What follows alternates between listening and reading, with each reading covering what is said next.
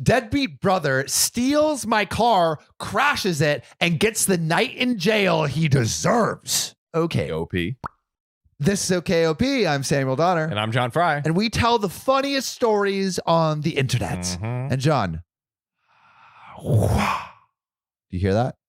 I do. I think I do. That's the sound of a story brewing deep under the mountains of Mordor.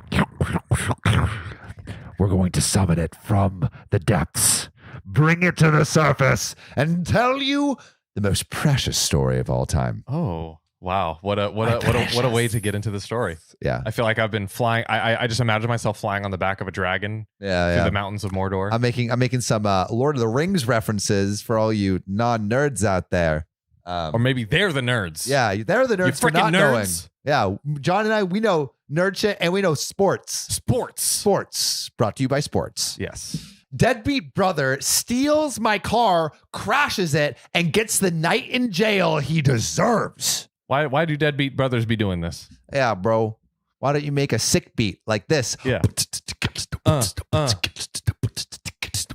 Oh, yeah. I'm 21, have an older brother, Dave, that has always been a jerk to me. There's only a 1-year gap between us, but he liked to beat me up when we were kids, and he always acted like anything that was mine was also his. Frickin' Dave. Frickin' Dave. He was also somewhat of a golden child, not in that he was gold, but that OP's parents liked Dave more than OP.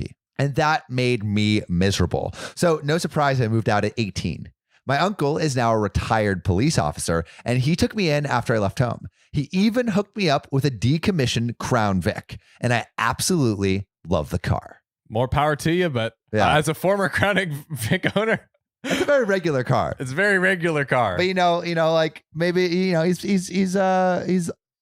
he's having respect for the things he owns. There we go. And pride in the things he owns. I like it. Just like I have pride in this little rock stone crystal. This crystal. Hey, how dare you disrespect that fine crystal by calling it a rock, sir? Yeah, sorry, yeah, this is the respect it deserves from the caves of Mordor. There we go. We're bringing back Lord of the Ring references for you. I don't know why, but Dave hated the fact I had that car.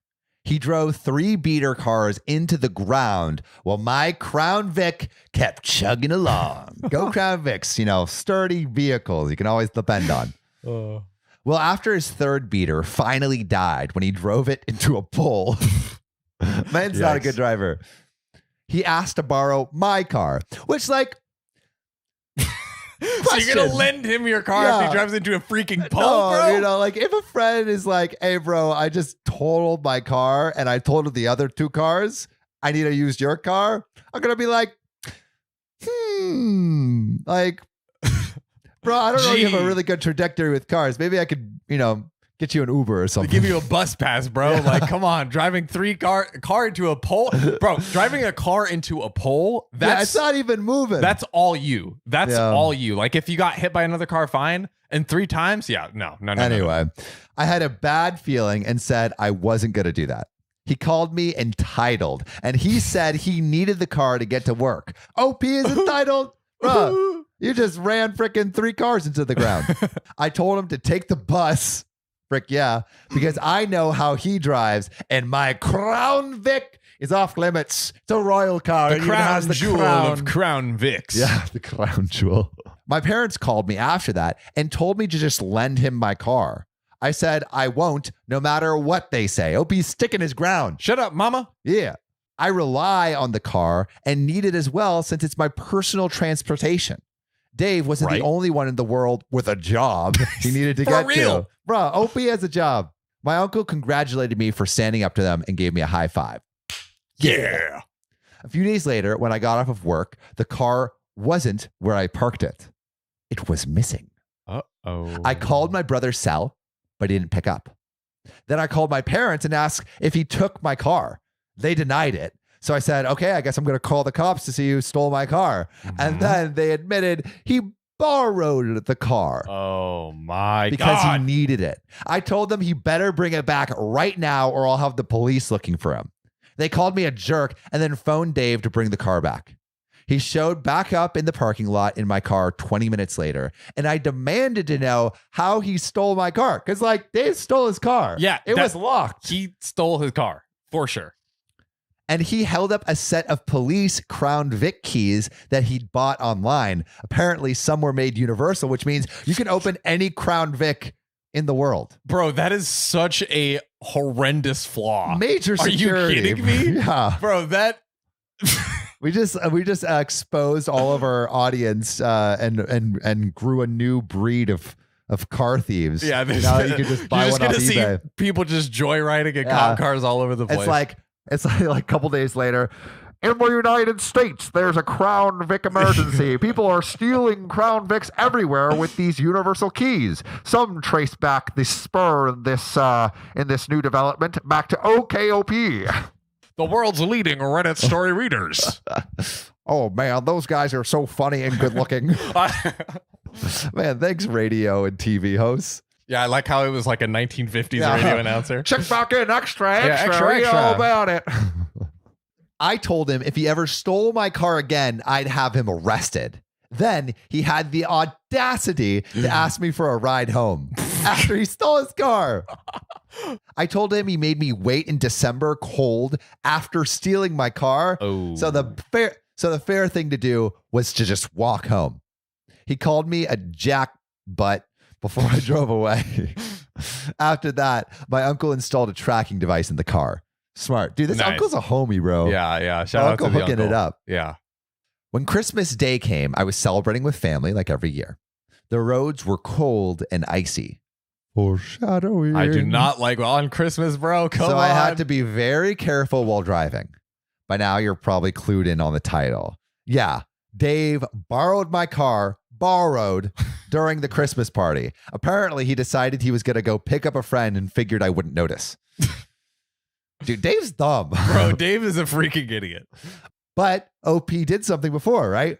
I pulled up the tracking app and saw that he was a few miles away because now he has that tracking in the car. Right. Then I called his cell to yell at him. And everyone at the party saw this and asked what the heck was going on. I said, Dave stole my car again. And my uncle confirmed it wasn't the first time. Dave told me over the phone to screw off and he'd be back soon. I said he'd better not have been drinking, but he just hung up on me. Oh my God. Well, while I was watching the tracker app, the dot stopped and didn't move for a while.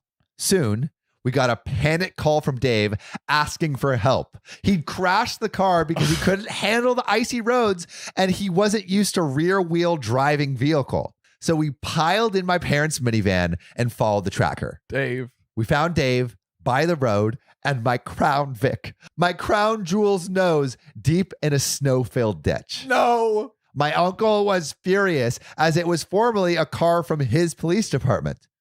And I was mad as hell at Dave for stealing my car again.